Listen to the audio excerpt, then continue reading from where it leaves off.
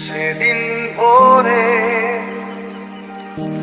বুকের গভীরে শুনেছি জমে থাকা নীল বেদনার ডাকে।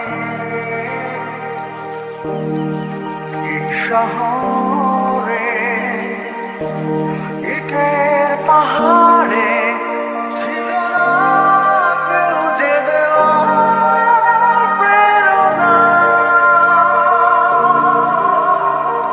যন্ত্রে বাঁধা মন ছিল ক্লান্ত অসহায়, অর্থে কেনা সুখ ম্রিয়মান দুঃখের ছায়ায়।